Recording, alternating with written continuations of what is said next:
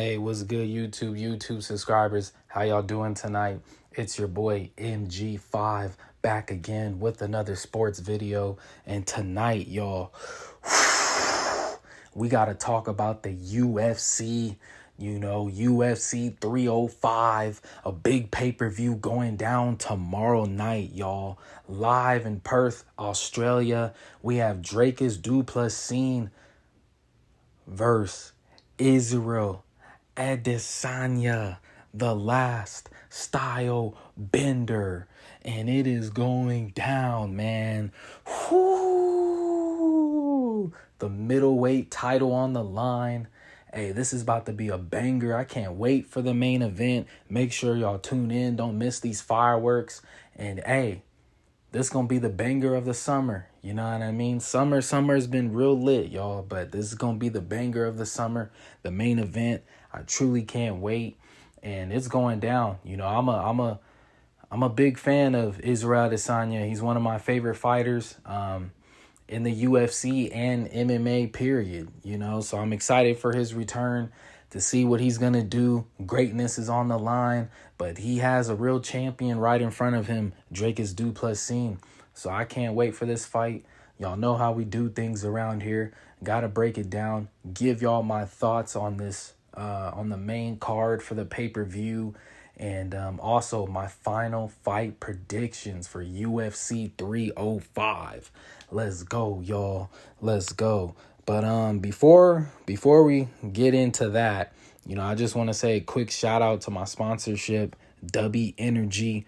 You know what I'm saying? For y'all that like to hit the gym out there and y'all like to, you know, y'all trying to bulk up or get some gains or do whatever y'all do.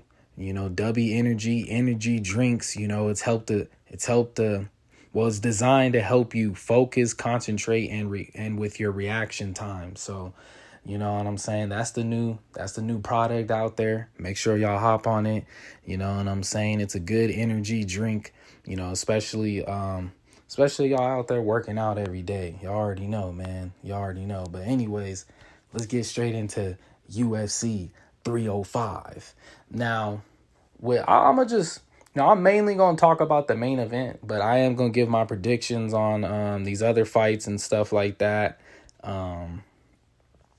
But I'm really going to get into the main event. So, and I'm going to talk about the co-main event also, but let's get straight to it, y'all. You know, we got Li Jingliang versus Carlos Prates. And hey, just stay with me, y'all. You know, my bad if I mispronounce these names. You already know. But anyways, you know, Carlos Prates, Li Jingliang, welterweight bout, the opening bout on the card. This one's going to be an interesting one, you know. Yeah, this one's going to be a good bout. But for me, I'm going to go with Li Jingliang. You know, I've seen him fight a few times, and I'm more familiar with him than I am with the other guy. But I've seen Carlos fight a couple times too. But I just think, you know, the opening bout, I'm going to go with the underdog. I think the underdog's going to set the tone and set the score right. And honestly, I think it's gonna be a finish. You know, I think I could see a submission or maybe a knockout. Li Jingliang, he might knock him out. Who knows? You know what I mean? I'm gonna go with a choke. You know, I'm gonna go with a choke, second round finish, submission. I'm gonna go with Li Jingliang. I think Jingliang, or you know, I'm gonna go with him to win this fight by second round submission. I'm gonna go with the underdog. So we're going to see. Oh, that's going to be a good fight.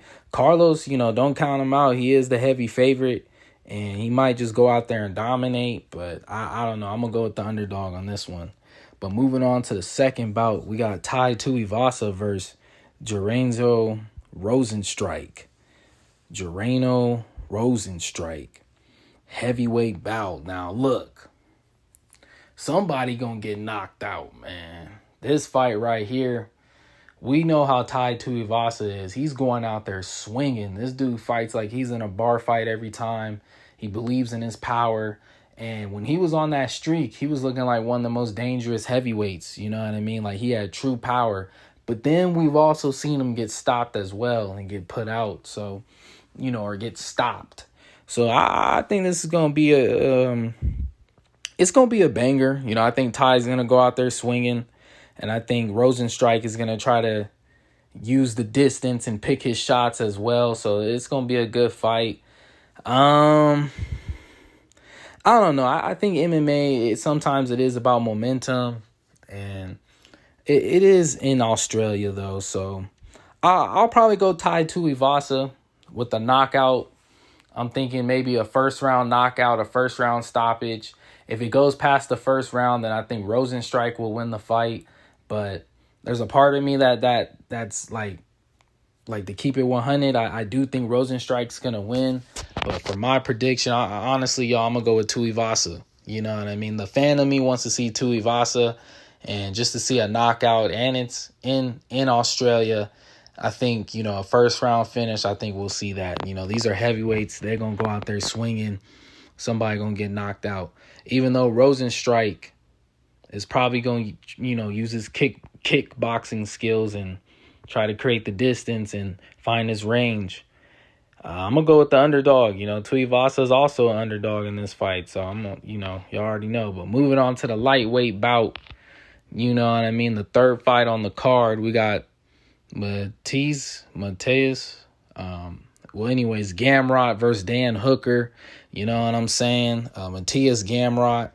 Hey, this right here is going to be an interesting fight. You know what I mean? I think Dan Hooker's going to go out there swinging, but we know what Gamrot's going to do. He's going to try to get him to the ground, finish him on the ground, or he's going to try to get a submission. And this is going to be interesting. I just think it comes down to, it just depends, how does Dan Hooker start off? You know, is he going to be kind of timid, waiting for Gamrot to push the action? Well, I don't mean timid, but is he going to be patient, trying to wait for Gamrot to push the action, or is he going to go out there swinging? Personally, I think Hooker should go out there swinging. I think he need to put the pressure on Gamrot. You know what I mean? If Gamrot's putting the pressure on him, then you know what he's going to do. He's going to change levels, get the takedown, and try to finish him on the ground. So it's going to be an interesting fight. Lightweight bout. I'm going to go with Gamrot on this one, y'all. I do think Hooker's going to make it a good fight, but I think Gamrot's going to get a second round finish, maybe a third round finish. I'll go third round. Third round submission for Gamrot. Or it could be decision, but I don't think it's gonna be finishes, man. This gonna be a banger fight card, y'all. A banger pay-per-view. I can't wait. But yeah, I'm gonna go with Gamrot. Third round submission.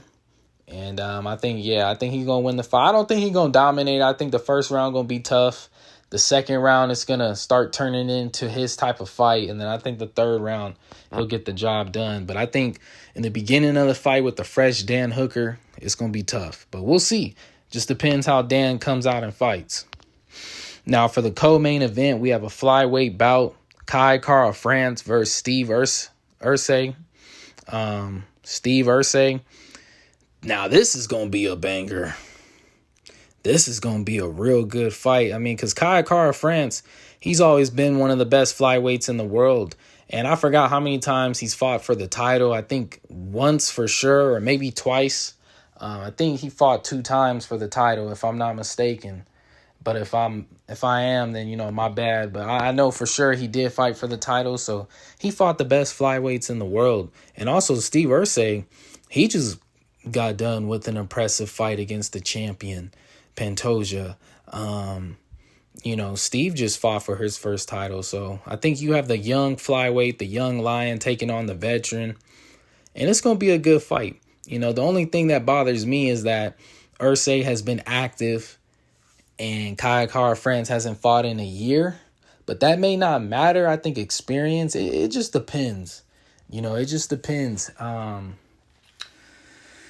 It comes down to distance and range. You know what I mean? Kai Kara France, he doesn't take body shots very well. He hasn't fought in a minute. And with Erce, I think Erce can make this a dangerous fight. But also the experience for Kai Kara France and maybe taking a year off helped him out. You know, who knows? It really just depends how Kai, what type of version of Kai we're going to get. If he fights at his best, then I can see him winning this fight. But I don't know. Steve Irsay is a dangerous opponent. The way he fought, he some people thought he won that title, man. He won that title fight, so that's gonna be a great fight. But I don't know, man. The fan side of me wants to go for Kai Kara-France. I like him a little bit more, but I think Steve Irsay is gonna get the job done, and it's gonna be a split decision, man. A split decision. I don't see no stoppage in this fight. I think they gonna go at it, unless it's a body shot. But I just think if Steve stays in Kai Kara-France's face, he puts the pressure on him, and he attacks the body, it could be problems for Kai. But it really just depends. If Kai, I don't know, if Kai brings his A game, then he might really put on a show. He might land a sneaky head kick or something that can change the fight. So we'll see. But I'm gonna go Steve Irsay split decision, y'all. Now moving on to the main event, a middleweight title bout. We have the champion Dricus du Plessis taking on the second-ranked middleweight and the former middleweight champion two times, looking to make it 3 times, Israel Adesanya, the Last Stylebender. Now this right here, I love this fight. I love the build-up to this fight. Both of them talking about, du Plessis saying that Adesanya is not, a real African, and then, it's a crazy story. I like the build up to this fight, and it's gonna be a great fight. Dricus du Plessis coming out of South Africa, he carries that pride. You know what I mean? And he talks about how he still lives there, he still trains there, and stuff like that. So, and Israel Adesanya, coming from Nigeria, but end up moving to a different, and repping different, well, not repping, but, he ended up moving, you know what I'm saying? So, honestly, I love this fight. I love the build-up. We have the former middleweight champion chasing greatness, and Dricus du Plessis trying to say, hey, I'm that guy now. I'm the lion of the jungle, and it's my time. You had your time, but it's my time. I do think these fighters respect each other at the end of the day, but I think when it comes to fighting and you have 2 alpha dogs, Dricus du Plessis, he won some belts in other organizations. This dude is a real champion. He's done this in multiple organizations, so you can't really knock him. He has the heart, he has the spirit, he has the will, and he works hard. So this is going to be a great fight. But then we all know how great Israel Adesanya is. You look at Dricus du Plessis 21-2, Israel Adesanya 24-3. This is going to be a great fight right here. And I truly can't wait for this one, y'all. It's going to be a banger. But I think it's going to come down to, it's going to be tough because Dricus du Plessis is a real champion, and he has the skill set to beat Izzy. This dude doesn't have the craziest punching power. He ain't no Alex Pereira now when it comes to the punching power, but Dricus does hit hard. He always goes forward. He has that, he has that pressure, and he can wrestle. You know what I mean? He can wrestle. And I think he throws punches from awkward angles. He throws punches from angles that people haven't really seen before, or not really seen, but it's just awkward. Like his fighting style is awkward, but he hits hard, he comes forward, and he can wrestle, and he can take a punch. So that he has the skill set to beat Izzy. So that's what can make this fight dangerous. But for Adesanya, you know what I mean? We all know about him. He's one of the greatest strikers of all time. And the way he creates that distance and that range, he's a counter puncher. He's a sniper. And when he puts things together, striking wise, when he's in rhythm, it's beautiful art. You know what I mean? It's beautiful art. Mixed martial arts. And, it's beautiful art when Adesanya puts it together. But we'll see. I think for Adesanya, he's going to want to have to... It's kind of like, I think he want to keep this fight, from the outside or the mid-range. I think for Dricus, he wants to get this fight and keep it in the inside or the pocket. I do think Dricus is a better inside fighter or in the pocket fighter than Izzy, but The thing is with Izzy, it's the timing and the precision and the placement and the counter striking.